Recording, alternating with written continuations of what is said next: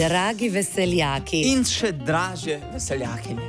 Današnja jutranja budnica je res nekaj posebnega, ker imamo na telefonski zvezi osebo, ki vidi v prihodnost. Prisrčno pozdravljena veseljakova hišna vedeževalka, Romina!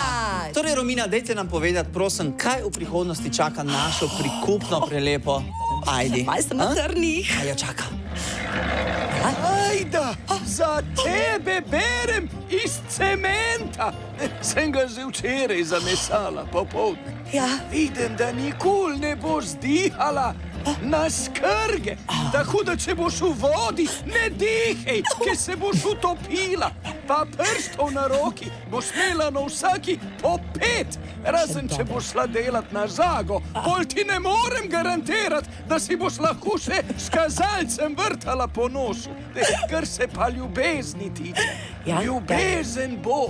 Samo ne pretiravaj z njo, ker bi zaradi nje znala hoditi po oblakih. Tu pa vsi vemo, da ne gre, zato ker hiter padeš skozi oblake lahko dol. Ne, sej, hvala gospa Romina. Mislim, mene ste prepričali, ampak a veste kaj?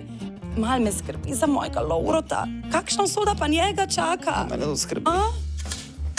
Lovro, za te berem iz motike. Prav si slišal, sem jo že včeraj zarinila v zemljo, pa vmes še pol vrta prestihala. Pa moja motika prav, da ne boš več rastu v visino. Od zdaj naprej samo še v širino. Pa ne tam dol, kamer zdaj gledaš. Mal visje, na trebuh sem mislila. No, tvoje najljubša hrana bo pa še zmeraj tista, ki jo imaš najraj. Ne, kar se pa denarja tiče. Denar bo. Samo če hočeš, da se začne limat nate, se malo manj umivej, da boš bolj lepljiv. Vidiš, sem vedel, da je pametno, da se manj umivam. Hvala, Romina, mi z roke končno dahneva. Veseljak. Radio z nasmehom.